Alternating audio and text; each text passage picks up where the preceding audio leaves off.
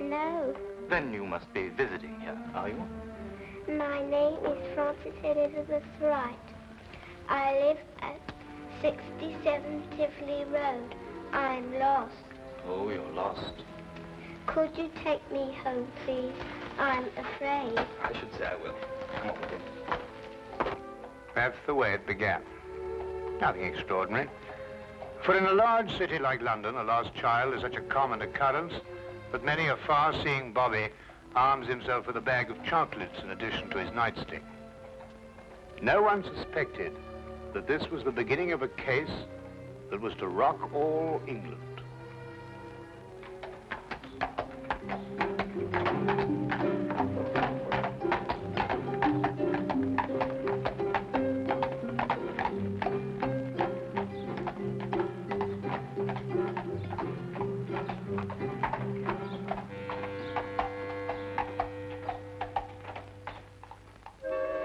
All right, if you insist.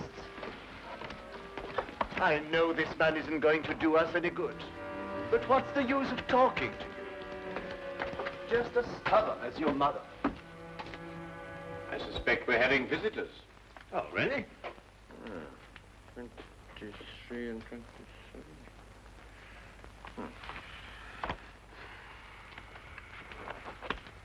Come along, Nebuchadnezzar. I don't think you're quite dressed to receive attractive young ladies. Now, in you go.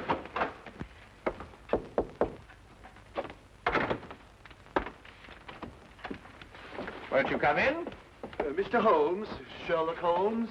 At your service, sir. Martini. George Martini is my name. This is my daughter, Margaret, who is of the stubborn opinion that you can help her. It will be a privilege, sir. Oh, may I introduce my very good friend, Dr. Watson? How do you do? How do you do, sir? Oh, yes. Won't you sit down? Oh, yeah, I'm so sorry.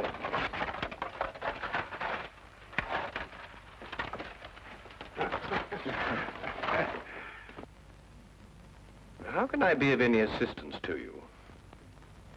This is rather a confidential matter. Oh, yes, yes. Dr. Watson is both the soul of discretion and my invaluable colleague in all my cases, especially the more delicate ones. I see. Well, there's this fellow, Richard Trevor is his name, who's been courting Margaret here. A sly one, if I ever saw one. I could tell by the shape of his ears, and the fact that he belonged to that upstart Shield and Castle club. There was nothing wrong with his ears. They were beautiful, both of them. Nevertheless, he gave her the impression that he was going to see me last night and ask for her hand in marriage. Instead, the scoundrel sent me some fantastic note about being detained and then never appeared at all. I want you to find out what happened to him. What did Mr. Trevor say in his note?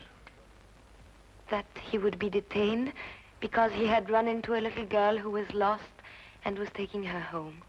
Have you made any inquiries at his home? Yes, with Father, of course. I don't think it's genteel to go to a man's rooms, even if he is your fiancé. Quite right. Quite right.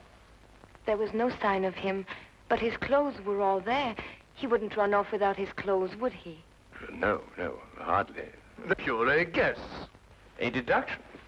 Just as I deduced that you have a scar on the left side of your head, which you received in a naval battle.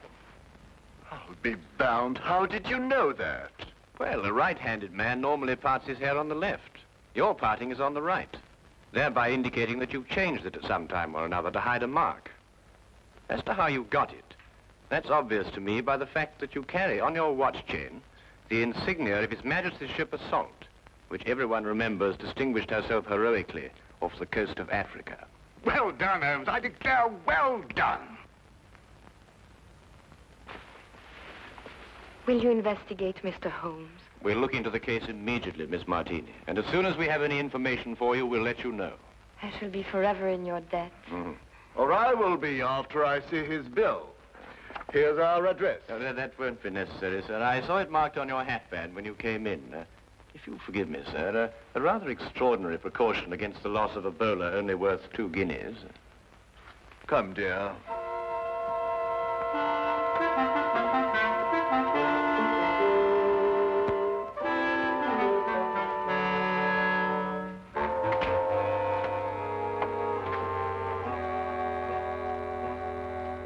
Not long after moving in with Sherlock Holmes, I had come to the conclusion that his mind was as organized as his housekeeping was not. He was, without a doubt, the most perfect reasoning, observing machine I had ever encountered. And just watching him think had become sheer fascination. I tried to put myself into his brain now and deduce what had happened to the missing Mr. Trevor. Did it occur to you he might have had an accident and even now be lying in a hospital at this very moment? You, being a doctor, would think of that. But if that were the case, surely the hospital would have informed someone by now. Maybe he skipped off and left her then. There's no guarantee he won't come back for his clothes or have them sent on to him. I'd grant that if he hadn't sent that note. A man deserting a girl isn't likely to send a note at all. And if he did, he couldn't conceive, as Mr. Martini put it, of such a fantastic one. The case is more than complex, Watson. And when we solve it, we shall also know what became of the others. What others? Oh, Watson, would you pass me my tobacco pouch? Well, where is it? It's in the toe of the Persian slipper, under your chair. All right. There you are. Oh. Thank you, Watson. Now, what others? Well, it's come to my attention during the past 2 weeks that 7 men have disappeared, totally evaporated from the face of London. They had no reason to run away, every reason to stay. Trevor fits perfectly into this fabric. You mean then that there's more in this than just the disappearance of that young lady's fiancé? Unless you accept 8 consecutive coincidences. Could you accompany me this afternoon? Where?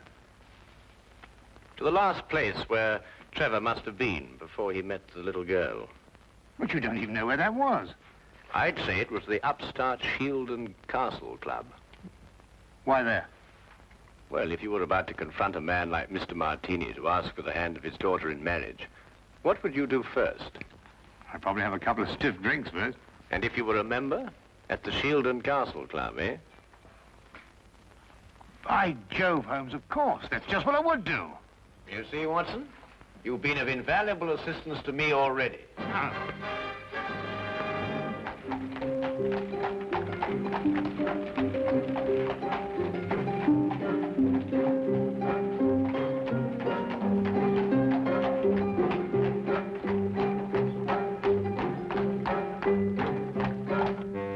But you must tell us if he was here last night. He's missing. We're trying to find him. It's no use, sir. You'll have to do without my help. This is a gentleman's club. What has that got to do with it? He may not want to be found, if you know what I mean, sir. Now, look here. That's the way it is, sir. I'm sworn to preserve the privacy of our members. And having 2 little tots to feed, I'm not one to invite getting the sack.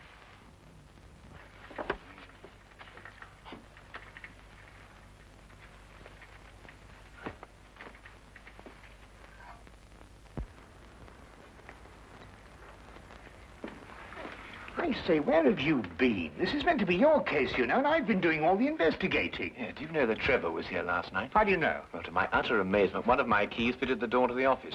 I went through all the chits and found one signed by him. It's just as you thought. He boasted his courage with the aid of stimulants from the bar. Do you mean you've broken into the office? Do you want to have us arrested? Us? Yes, by keeping the barman occupied, you served as my accomplice. Now, really, Holmes, you've gone too far. Now, the thing to do is to find the carriage that both Trevor and the little girl took. How do you know they didn't walk? Well, if she lived near enough to walk home, is it likely that Trevor would have sent a message saying he was going to be detained? What extraordinary reasoning. Not extraordinary at all, my dear fellow. Really quite ordinary. Oh, what on earth do you think you're doing, mate?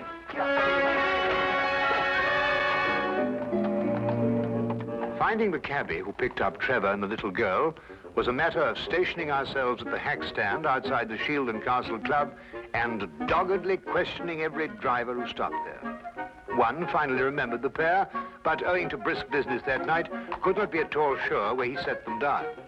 The address he brought us to was a guess, and from the looks of it, a very bad one. Well, I think we're on a wild goose chase. Doesn't look as if anyone lived here for a long time. Do you realize these papers are at least a week old? Well, then the cabbie made a mistake. He's brought us to the wrong address. Do you know, without very much difficulty, I think I might be able to... Holmes, Holmes, please, not again. You good fellow, and keep a good lookout, will you? Look, Holmes, this is housebreaking. We can go to prison for years for this. You can't just go opening doors all over London just because... Oh, Holmes, no, there's somebody coming. Just stand in front of me and behave quite normally, eh?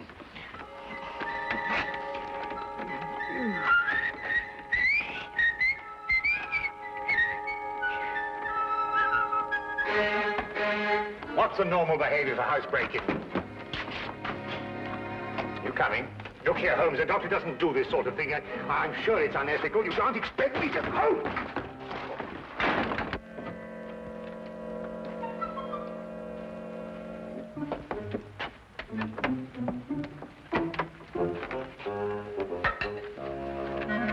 What are we looking for? I'm not quite sure yet. You won't find anything here. You said yourself the house has been unoccupied for the last week. Thieves in the night, that's what we are. A child's been here recently. Oh, what makes you think that? Do you remember as a youngster, Watson, penciling in moustaches on the faces of the advertisements? I suppose so. But what's that got to do with it? When I looked at those newspapers outside, I noticed that someone had penciled in a handlebar moustache on a woman advertising headache powder. I'd assumed that a child did it. More than that, since the papers were only a day old, I'd also assumed that a child has been here very recently. Why should the child bring Trevor here to an unoccupied house? That, Watson, is the core of our problem. Excuse me a minute. Huh? Oh.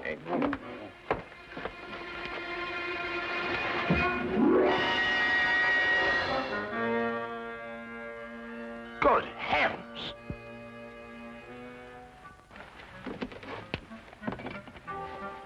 Trevor? Fairly safe assumption, Watson. Yes. And from the pallor of his skin, I'd say he'd recently been given an overdose of strychnine. I'd also deduce that he's the 8th victim of a very strange murderer.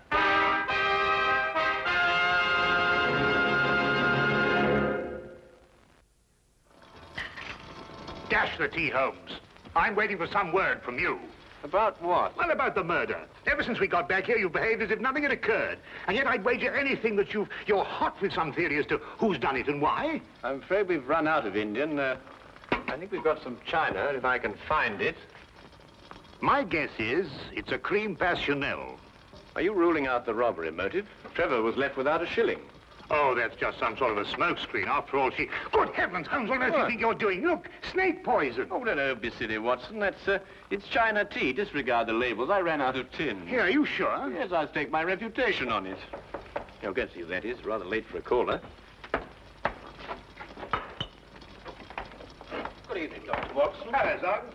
Ah, hello, Wilkins. Good evening, Mr. Holmes, sir. I've got a message for you, sir, from Inspector Lestrade. A welcome addition to the day. A message from the good inspector. We've found another corpse, sir. It was in an empty house in Hammersmith this time. The facts are still the same. Robbery and strychnine poisoning. Oh, is he one of the 7 who disappeared lately? Yes, sir. How did you know? Well, I suspect that the other 6 will end up in unoccupied houses before very long. I think you'd better carry out a search in every unoccupied house in London. But this is July, sir, and everybody's away on holiday. The number of empty houses must be hundreds. Well, it's that, or wait until September, when everyone comes back and finds his own corpse. It'll be a very unfortunate situation for the good inspector. To say the least, sir. I'd better give the inspector your advice, sir. Yes, you must let us know what he says. That might be rather embarrassing. Good night, Mr. Holmes. Good night, Doctor. Good night. You know, Holmes, you were right. Trevor's disappearance was linked with the other 7. But what kind of fiend can be at the bottom of it? Well, we'll know more about it when we return from Brighton. Brighton? Yes, unless you'd rather not pursue this any further. There's a 6:10 train leaving in the morning. 6:08. Why Brighton? Because that's where R.J. Cookson lives. The place is R.J. Cookson. He's the man who owns the house in which Trevor was killed. How on earth did you find that out? Oh, no, never mind. It is tea, isn't it? Yes. Oh, I thought it was.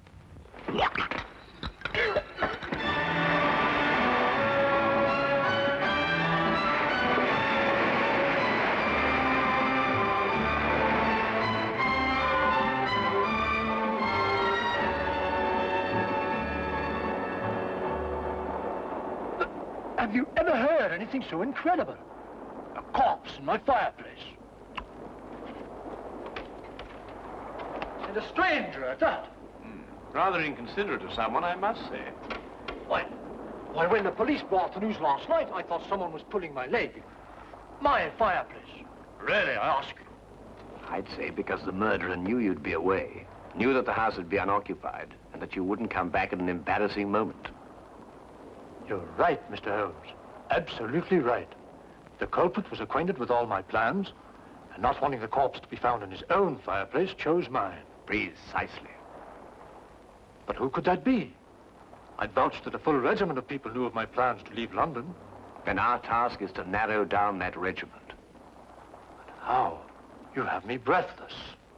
First of all, has anyone else the key to your house? No, not that I know of. Yes. I once gave my key to the greengrocer to deliver a parcel. Aha. But he gave it back. Oh. But bosh and bother, supposing a key wasn't used at all. Whoever did it could have used a tool or something and jimmied his way into my house. I've heard of those things being done. Mm-hmm. Oh, really? We found all the windows and doors locked. I'm afraid you've escaped me. Now again, Mr. Cookson, are you quite sure that no one else has a key to your house? Well, now, really, after all, I don't hand them out like calling cards to every... Wait. There's this charwoman who comes to my house once a week to clean up. But, oh, no, she couldn't hurt a fly. Well, what's her name? Mrs. Enid. But really, she couldn't be less harmless. She's 60 years old if she's a day. You take her for your own grandmother. Yes, but you know if she has a daughter. Daughter? Well, now, really, a woman of 60 isn't bound to have a little girl. Well, what about a niece or a granddaughter? Granddaughter. Now that I think of it, she does have one. About 7 years old. She recently came to live with her. Where does Mrs. Enid live? I have her address for... if you please. Sorry. Right here in my trousers. Do you really think it could be the old woman? Well, a charwoman has the ability to go anywhere in London. Ah, yes. Wait. 322 Radcliffe Way. 322 Radcliffe Way. To look at her, you'd never think she could hurt a fly. You'd take her for your own grandmother. Poison murders? No. Impossible, Mr. Holmes, impossible. Oh. Grandma, must we play the game tonight? Of course. Don't you like playing it? I don't like staying on the street alone. It'll only be for a little while. You'll find someone to bring you back, and Grandma'll have company again. What happened to the last company we had? Oh, he went home after a while. But come on, let's say it. Where do you live? At 67 Tivoli Road. No, that was the last place. Your address is now 120 Claridge Street. I forgot. All right. Now, come on. Let's say it again. Where do you live? At 120 Claridge Street. And again? 120. What do you think, Holmes? Well, we'll know definitely in an hour's time. Come on.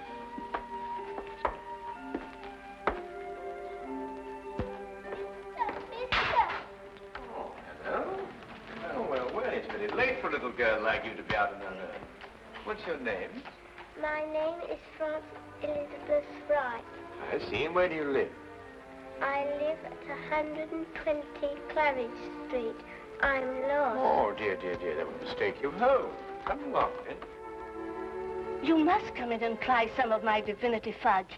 It's the least I can offer you for your kindness in bringing Francis home. Well, that's very kind of you, but really I ought to be getting along. It's just been made. Delicious.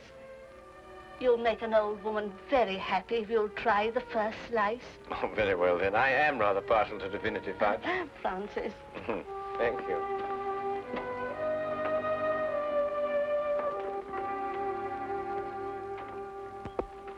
Now, come and sit right here at the table.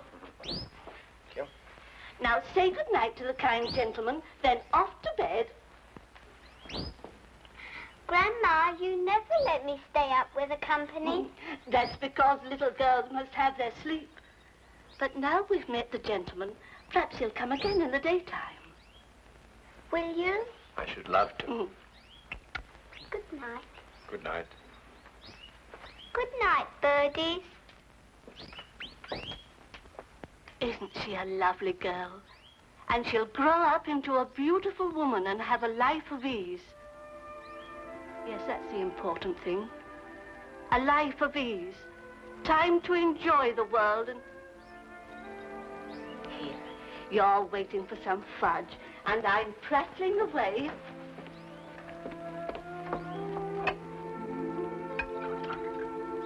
Here it is. And a glass of cold milk to go with it.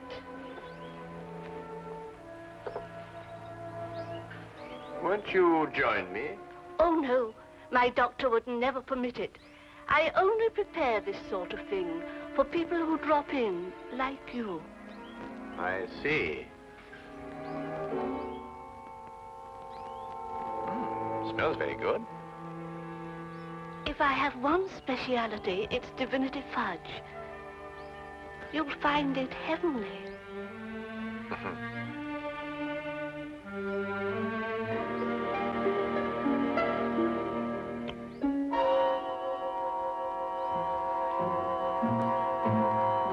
What's the matter? Nothing. I just wanted to give the birds a bit first. Don't. Birds don't eat fudge. Oh, yes, they do. They love it. Come on, old chap. Have a... No, you can't. Who are you?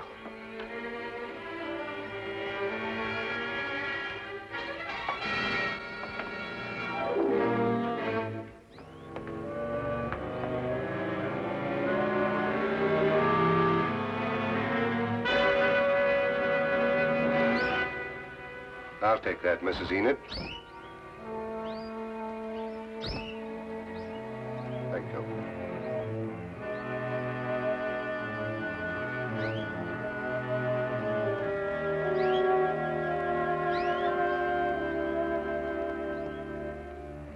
I needed money for the child.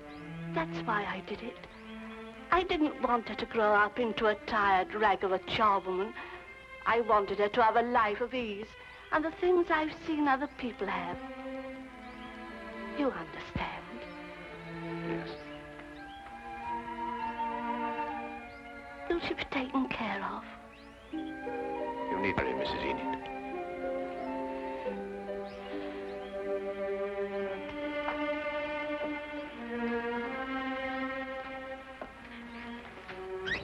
I wish now I hadn't tried to poison you.